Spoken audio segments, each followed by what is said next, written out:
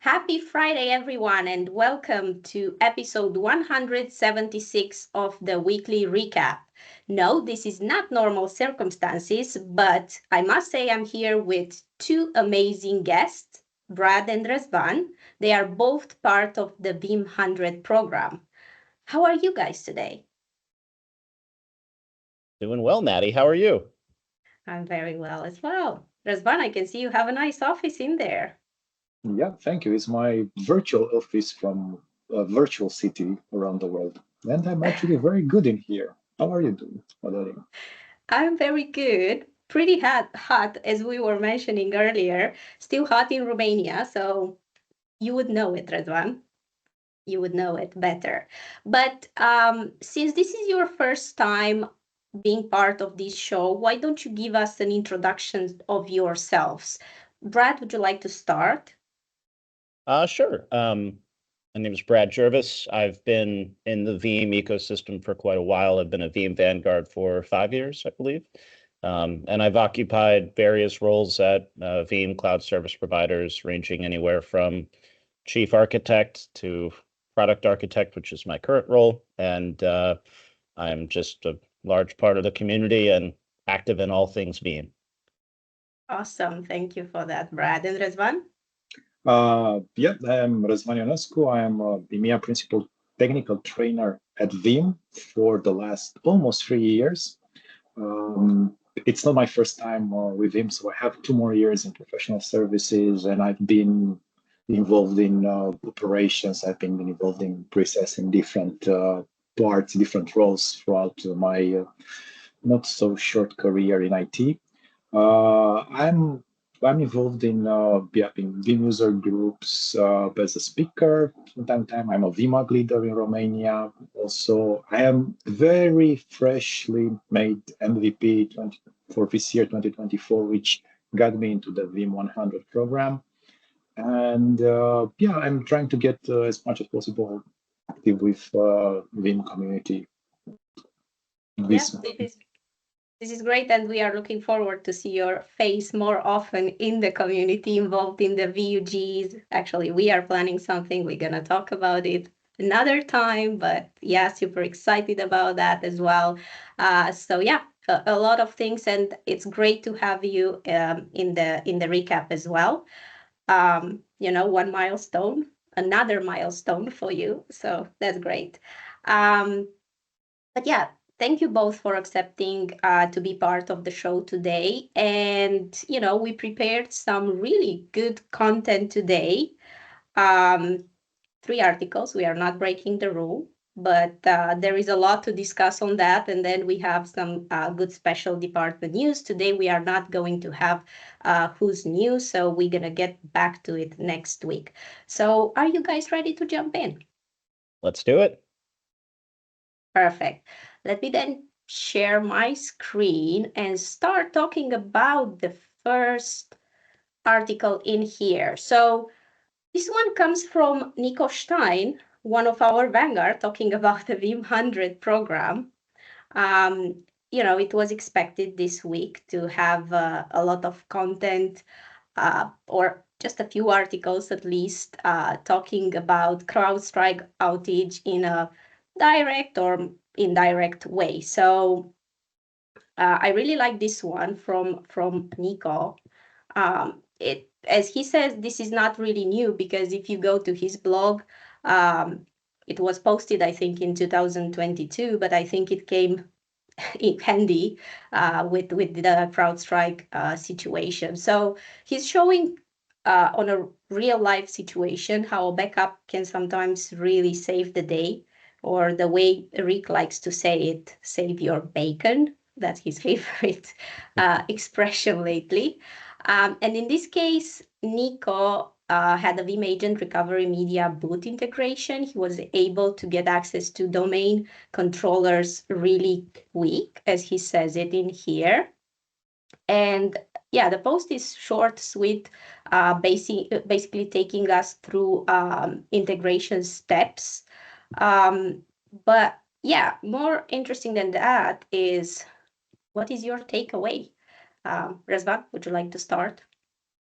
Yeah, but I'm gonna be short. So I love this article, and the reason I loved it, it's old school admin stuff in there, and that old school admin stuff. Even though it may not seem very complicated and very fancy, it is saving a lot of time in case of need, and it's basically showing you that if you are prepared, if you assume the worst things can happen, then you have an easier life as an admin, IT admin. If so, yeah, it's simple, it's beautiful, and if you have this situation, you have your machines protected with Windows agents, just implement the image and recovery in the media boot, and you'll be done. Yeah, that's true. Completely true. And Brad, what do you think?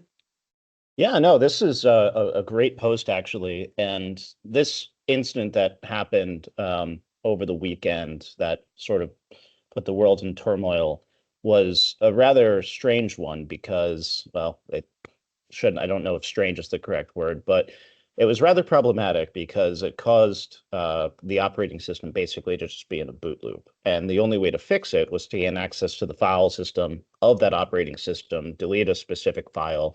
But obviously, because the operating system can't boot, it's hard to send out a mass command to all machines that are currently unable to boot. So a lot of folks just went in and did it one by one by one with a USB boot device similar to a Veeam Windows loader or something to address that issue. So this is honestly something that could have really helped a lot of folks in the organization because what he's doing is he's embedding the Veeam recovery media directly on the disk itself. So it's just another partition on the file system. So if everyone had that, then they could easily boot into that and then just go in and delete that file manually rather than having to take a USB key around to all of the individual machines that are affected and, much more for user computers as well. So I think this is actually a good strategy. And in fact, a lot of manufacturers of laptops used to do this. Very similar thing, but with their own proprietary media as far as boot recovery and everything else. But this is just a great way to simplify the process and make sure that, especially if folks are working remote, you can tell them easily, hey, when you start up your computer, select this option instead of this option, and I'll walk you through doing it rather than telling them, okay, plug in this USB key and press this a bunch of times in order to go to the boot menu, yada, yada, yada. So definitely a very cool option, definitely expedites the cleaning, quote unquote, process. And, it makes us realize that we do need to have some gaps inside of our environment because a company that's supposed to protect us from these outages ended up causing one of the largest outages ever. So we always need to make sure that we take the extra step to protect our users. And for only taking up a gigabyte on a file system, I mean, this seems like a no-brainer. Yeah, absolutely. I really like what he says there. When it rains, it pours. Well, that's what happened on Friday, right? Yeah, that was a premonition, basically. Yeah. So he did that. If you remember, Brad, he actually had it on the Fun Field Facts in Prague. I think that was 2022 as a presentation. I don't know if you remember that, but yeah, he talked about this. So I it do. was I remember it actually, and I thought it was a cool idea. I had never really thought about just making a small little partition on the local disk to be able to boot into it. Because in my mind, if you're booting into that recovery media, your disk might be messed up or something. But in this case, we have all seen, and we've all seen it before. There's lots of other instances where this might happen. So it's actually a great idea, and in this case, it seems like it saved them a ton of time. So good job, Nico, for seeing the future. I agree. Great job in there, Nico. And if anyone is really interested in reading more from Nico, he has like some really good stuff in here, Vim things, VMware, Cisco, other things, and then a great motto in life as well. Nothing a Jameson can fix. So that's cool as well. So if anyone wants to check it out, you can find it. You can find the link in here. I think it's worth having a look. And yeah, thank you for that, Nico. Ready to jump to the next one? Next article, guys. What do you think? Let's go. Yeah, we are not going too far away from this subject. Still in the same area, but I guess here we have more options, and it's an article from Matt Crape. His signature in here, and yeah, as I said, we stay in the same area. Another article inspired by CrowdStrike outage. Matt comes to the rescue with a bunch of suggestions on recovery and some really good advice on how to deal with such crisis situation. He discusses the quick rollback, and then he goes over the Veeam backup replication that can perform an instant recovery to a hypervisor different from the source, and a few other suggestions in here and ideas. And then he has a list of sources, sending us to the help center as well, which I always, myself and Rick and I guess all of us, we recommend. The help center is great to find the right information and the official information. And yeah, he gives us a lot of other options on how to deal in case of a crisis. And then, as he says in here, most probably, there were some opportunities created for actors and criminals with this crisis. And you can see that the U.S. Cybersecurity and Infrastructure Security Agency has issued already a warning. That's good, because yeah, there were phishing attacks and of course other threats. So what do you think about this one, guys? Brad, do you want to start now? Yeah, I mean, this just goes to show that how important backups are and how important it is that we keep up with them and that we set proper expectations to our employer, to our clients, whomever it may be, that we're managing backups for. But this entire situation, as I mentioned before, was not done maliciously. It was pure, someone made a mistake and they released code that they shouldn't have. Should have there been proper controls in place? Yes. But listen, we're all humans and humans make mistakes. So will this happen again? The answer is probably. Whether it be with your cybersecurity utility or what your antivirus or heck, even your virtual firewall vendor, whatever it might be, there's a chance are that all of these applications need so many hooks into the operating system, into the kernel, that someone's going to make a mistake and they're going to mess up the whole boot process. So this is just a perfect example of another reason why we need backups. We all know we need backups to prevent against ransomware, to prevent against any kind of cybersecurity threat, disaster or anything like that. But we never really consider maybe someone's going to release a bad patch and maybe that's going to break everything. But honestly, that's what happened, and I would be surprised if it doesn't happen again at some point in the future. So the quickest way to restore is always going to be from backups. Yeah, you could touch every single server, every single VM, and utilize the manual fix. But at the end of the day, when you're talking about organizations with thousands and thousands of VMs, that's going to take a very long time. And as long as they have good backups from a reasonable date, then they could just hit a few buttons and restore all of them and save themselves a lot of man hours and get their organization back online a lot quicker. So all of these suggestions in this article are great, and this is basically assuming that you do have these backups. But the key point is you need to have those backups first. And the last tiny little point I want to make is this is especially true for those of us that are using disk encryption solutions, and maybe someone out there has forgotten what that encryption password is, or maybe they are being silly and storing said encryption password on the encrypted disk, at which point the fix from CrowdStrike is not going to work. So that just becomes even more important that you have backups, because you're able to return it to a usable operating system. So yeah, I think this is just all absolutely wonderful. But I think the big thing at the end of the day is just make sure everything is backed up. That's really what the message is. Yeah, that's basically as simple as that. Just make sure you have a backup. Yeah. That's it. Rizvan, your Yeah, takeaway on this? I would jump in here, and I don't want to contradict Brad, but we have sure Ooh, backup. okay. Let's Yeah. see. So one of the things that it's not here, it's not sure backup wouldn't have helped Okay. us during the recovery. But sure backup, one of the things that we always say is you can use your production VMs, your production infrastructure to test patches, because patches, at least in Microsoft world, in Windows world, they have been known to create issues over time. From the simple issue like disabling some old TLS and your application wouldn't run anymore. You're during a operating system patch. So anyway, what I'm trying to say is, yes, we patches and updates can crash systems.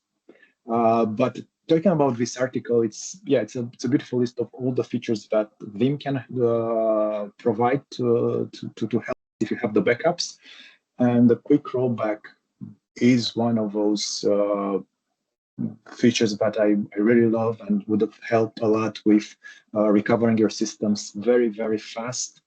And the great thing about quick rollback is that it can also be automated.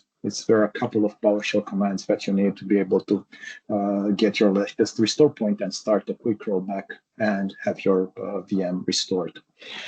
If, of course, you have those backups.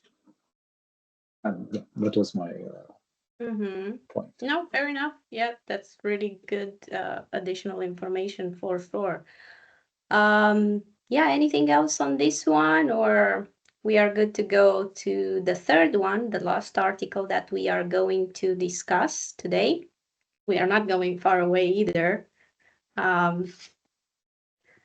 This is written before the CrowdStrike outage, but yeah, it's kind of related if you think about, right? This one is from Chris Hermosel. And he wrote an article on Active Directory recovery. Really good, very good demo in here as always. He's also sending us to another good article, the Restoring All Domain Controllers in the Windows domain. You can check it out in there as well.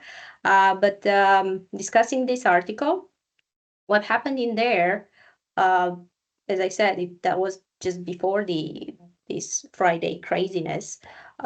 He was trying basically, let me see if I can find that, where it says, my lab environment have been repeatedly restarting due to a faulty switch. So he was kind of researching to see what was the issue, and he saw that the Hyper-V host was experiencing unplanned restarts. So that was kind of causing the virtual hard disk connected to a virtual IDE controller to become inconsistent if they are being used by virtual machines. That was the issue in here.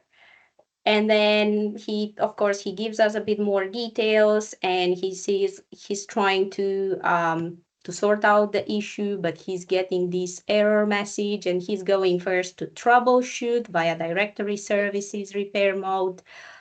Then he's going to, and he's showing us, right? He's giving us a demo in here, and he says, okay, I'm going to verify the AD replication. And then he's like, okay, let me see. I'm getting 2 errors from the AD replication commands, and those are the errors in here. And then he's like, okay, let me perform AD database integrity. Let me see what's happening in here. And then after that, he's going for the repair NTDS database, and this failed with a new error. And the error, it was because of the hardware corrupting the IO at writing. And then he gives us all these details in here of the error, and he says, okay, this means that your database is left in a corrupted state. what do you do? Solution: perform VM recovery. So Microsoft apparently recommends restoring the database from a known good back or reinstalling the domain controller. So luckily he had a backup of his entire VM. So he managed to restore it. As we can see, like, of course, he gives us details in here. He said, okay, there are other different recovery options. You can go to this link, Help Center again, and you can just choose the solution that works for you. He gives us more details, and then at the end, as we can see, he says, okay, there are no longer replication errors. So that's great. And yeah, as I said, that was before CrowdStrike. What's your takeaway in this as well? Again, the backup saved him in here as well. So what do you think? Well, I'll start then. One of you. Okay. Yeah. So basically, yeah, it could have been a very short article. It doesn't work just to recover. I have the backup. I really like the article because it went through the troubleshooting of AD. So I've learned a lot of things from the article and what are the steps and how you can actually try and repair the anti-DS database and do all those stuff, manual stuff. So it's a good one. I would recommend everyone that has an AD somewhere, go through the article and just have in mind that you can do some steps. But if you have the backups, of course, you can recover. And to go back to my saying of the quick rollback, this is a situation where you wouldn't use quick rollback because it's a hardware issue in the moment, and you don't want to do that. You basically do a entire VM recovery. You can start with an instant VM recovery and then migrate it to production. And then for some reason, I went to teaching mode. I don't know why. It's okay. So would you say that first step would be always troubleshooting and then go to other options, or you would have just jumped to the VM recovery? Well, in a way, it depends on how critical it is. If you want to get your service back online as soon as possible, if you have the backups, just go back restore from the backups. It will be faster. If you don't have the backups, of course, you need to troubleshoot and try to fix it and hope that you can fix it some other way. Okay, fair enough. Brad, your takeaway in this one?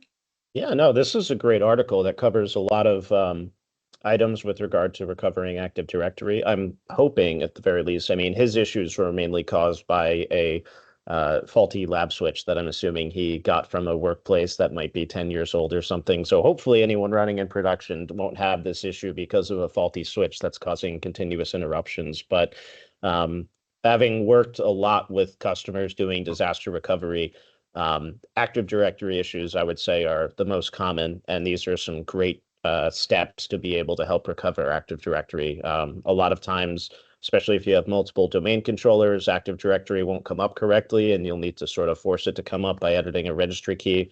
There's also another great utility called DCDAG, which basically just goes through and analyzes the entire health of your Active Directory, and then it'll let you know if something is wrong. I've used that tool quite a bit to, determine customer spins up their environment in our disaster recovery, and hey, Active Directory doesn't work. So if Active Directory doesn't work, nothing else in the environment's working. So we have to go through and do a lot of these steps that he just showed and figure out, okay, well, why isn't Active Directory working? Does it think it's tombstoned? Is it having some issues because there's a domain controller that no longer exists that someone forgot about?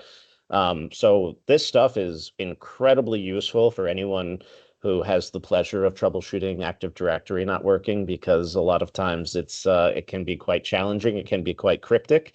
But this is a great article for anyone who's having just general issues with Active Directory. It doesn't need to be a hardware issue that's causing the problems. It can be any number of things. And a lot of these steps are going to be basically what you first do when you're trying to troubleshoot. And, I agree with Razvan that it's going to depend on the requirements of folks as far as which route you decide to go. A lot of times, if I'm troubleshooting something like this and helping a customer, what we'll do is we'll say, okay, initiate a restore from backup, name the VM something else. And while that restore is going on, depending on the size of the domain controller, it might take 5 minutes, might take 20. Let's just poke around and see what we can find. Worst comes to worst, we're not going to use the restored VM, but at the end of the day, we'll give it our best shot, but we'll always have something to fall back on. And that way we're not spinning our wheels and then 3 hours into troubleshooting, we then decide to restore the domain controller. And oh, by the way, there's another role in that domain controller that has a SQL server, and the domain controller is a terabyte. And unfortunately, it's being stored on something with slow storage. So it's going to take us, 2 hours to restore, when during that time we could have been restoring it and not having turned it on or anything, just in case we need to fall back on it.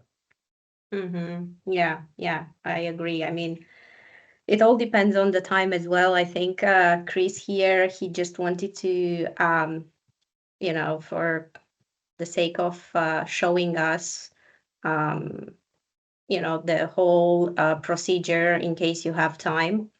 He decided to go with the troubleshoot first, and then, when he couldn't do anything anymore, he decided to actually restore the VM. But yeah, I agree. Like if you actually have the time, you could probably play with it. But if you don't, and it's critical, just go to that. So yeah, all awesome articles in here. I think really important lessons that we learned this week from what happened, and really good solutions and resources shared by more than Chris, Matt, and Nico in here, because there are more on this topic. But yeah, thank you guys for actually sharing with us all these learnings. We appreciate it. But now I think it's time for us to move to special department news.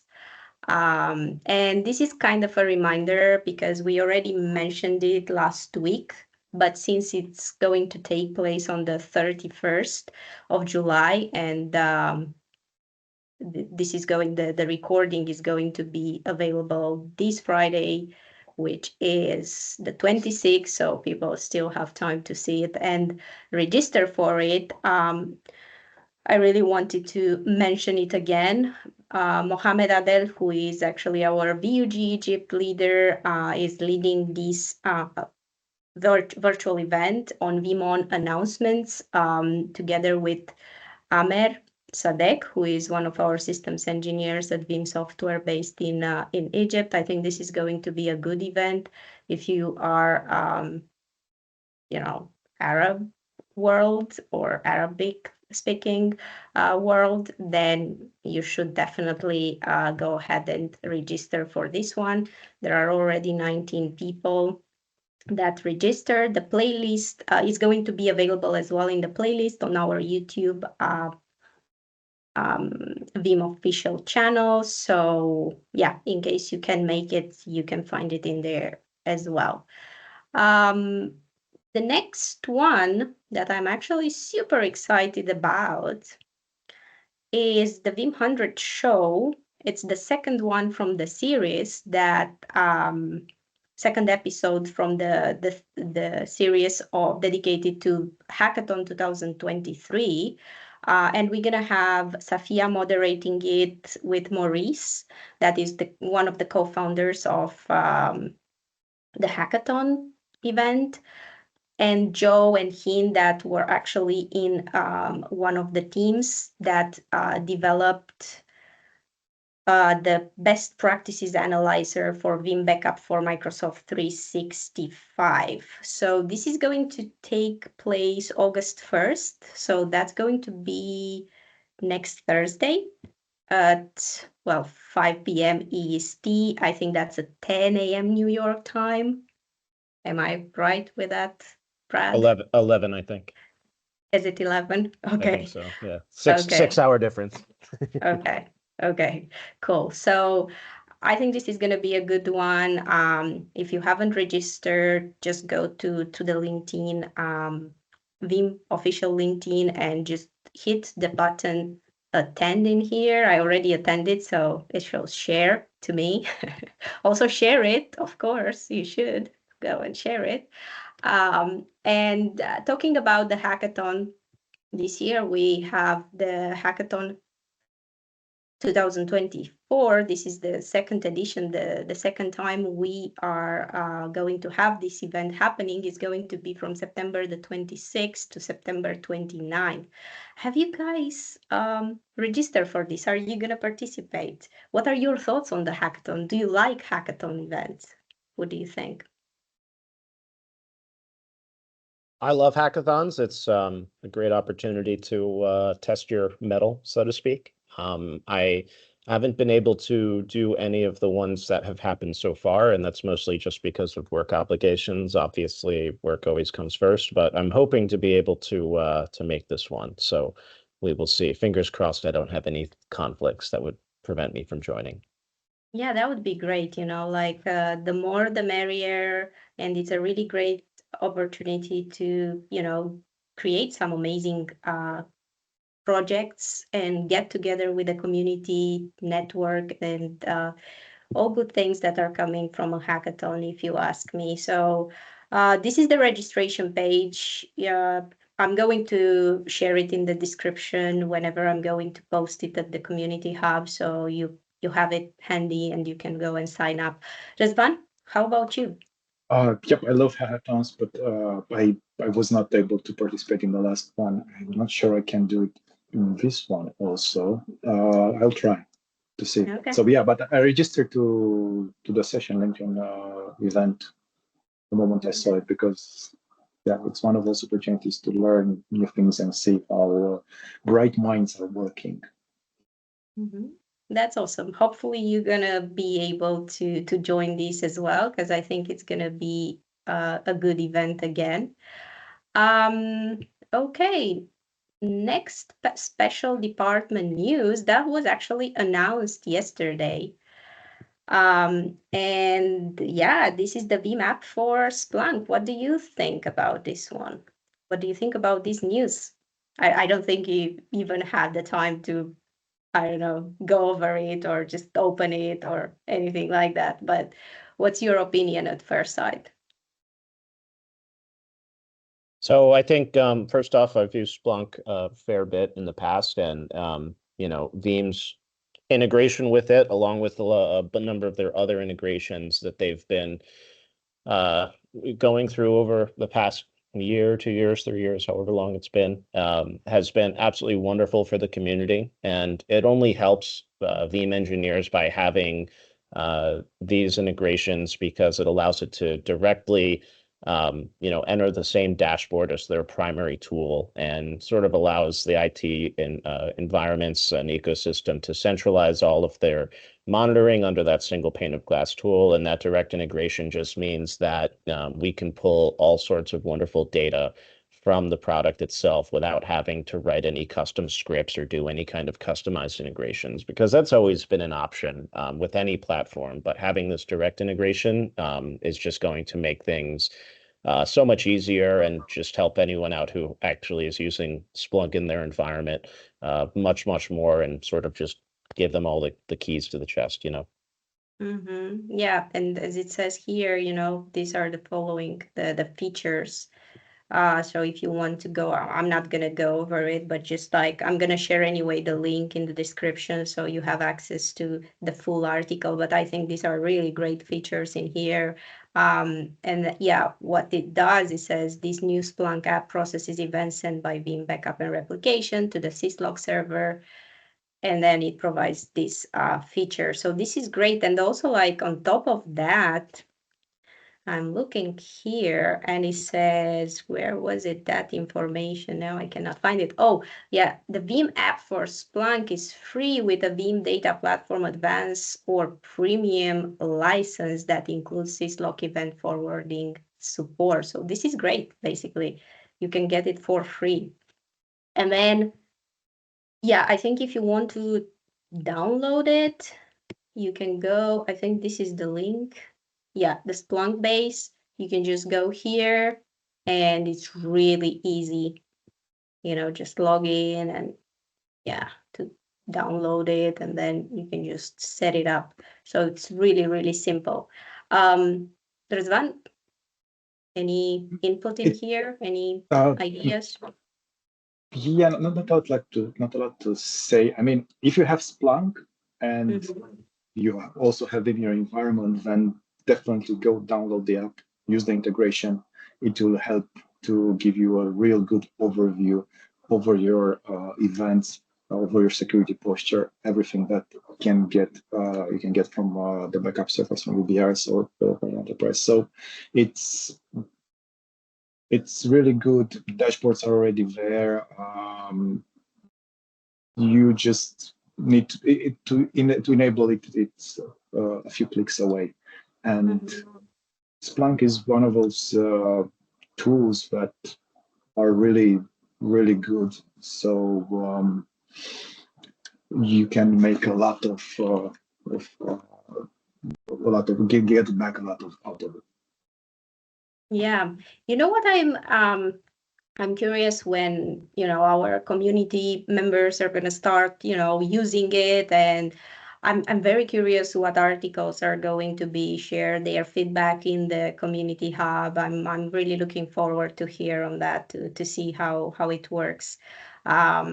It should be easy, but obviously everyone is going to have their, take away their opinion on that. So I'm definitely looking forward, and I'm sure we're going to have some articles in the recap that are going to be about the Veeam app for Splunk. So yeah, looking forward to that one.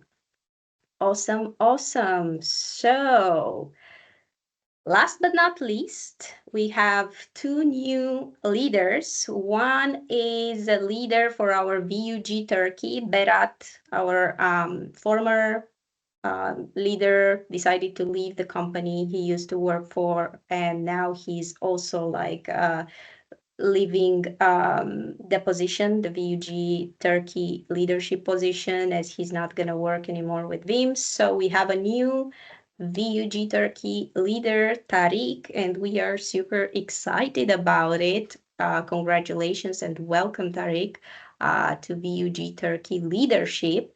And the second one is we haven't had in very long time a VUG Denmark leader, so really excited about this one. So we are starting engaging the community in Denmark. Welcome, Nikolai. Thank you for taking this opportunity and this role. So welcome to the community, and I'm sure with both of you, we're going to do some really, really amazing things. Other than that, I think that these are my news. I don't have any more to share. Any other thoughts on your side? No thoughts. No final thoughts. Any messages for our community? I just want to say first off, I was wrong. I didn't realize that Romania is in a different time zone than my time zone, so it's actually 7 hours. So you're right, Maddie. It was 9 a.m. I had to look it up. I'm like, wait, I thought I was in CET. What's wrong with me? Anyway, but no, my final thoughts are we should all learn from what happened with CrowdStrike. I mean, that's what everyone is talking about. We should all expect something like this to happen again. Our software providers that we give basically full access to our operating systems across all of our environments with all of our clients, all of our departments, whatever it may be. They do have the ability to cause massive damage if they make a mistake. And we are humans. We make a mistake. Nothing against CrowdStrike. I'm sure it was not malicious. It was just someone having a bad day who pushed some code that they probably shouldn't have. They were trying to, get out of work on a Friday and go to the bar or something. And they got a little bit, it'll be fine. Press the button, and it wasn't fine. But it's something that we need to be prepared for. We need to be, diligent in ensuring that we have backups of all of our critical systems. And even if we're protected by having antivirus, firewalls, EDR solutions, whatever it might be, the most important thing is to just always expect that the worst is going to happen, because when the worst does happen, then you're at least prepared. Yeah, that's a great advice, Brad. I 100% agree with that. So yeah, let's all learn from others' mistakes, and not, ensure our backs, and not, just assume, because if we assume, we might get in trouble. So yeah, Rizvan, any thoughts on your side? Basically, last week has taken IT to a different level. And in a way, I don't want to sound very, very rude, but I'm a bit happy I'm not in operations anymore. And I switched to a technical trainer position. It would have been a pretty tough week. And well, the idea is like Brad also said, everyone said, be prepared, okay? Be prepared for the worst things to happen. We talk about zero trust architectures where we assume a breach already has happened in your system. So we should have zero trust also on everything, basically, and be prepared to have backups. And if we don't have a BCDR plan in place, which is not a simple thing to have and maintain, and at least have a plan to how to recover from backups at scale. You have your backups, test that you can recover at scale, automate, test again, and yeah, hopefully this will not repeat, and if it repeats, it will have less impact, Yeah, minimize hopefully. damage. Learning from mistakes, as we said, and luckily there is so much out there, like so many resources, and so like just go to the help center. In our case, of Veeam Help Center, just go and you're gonna find a lot of information that is gonna help you to be prepared, to have a plan, in case of basically anything, cyber attack, I don't know, an earthquake, a situation like that, a mistake, anything like that. So yeah, you have no reason to not be prepared for that. So yeah, that being said, thank you very much for taking the time to be here with me. It was really great to have you, both of you, really great opinions on whatever we discussed today. And for the community, thank you for watching us. And yeah, we're going to see you next week. Have a great weekend. Thank you, guys. Thanks, Madi. Thank you.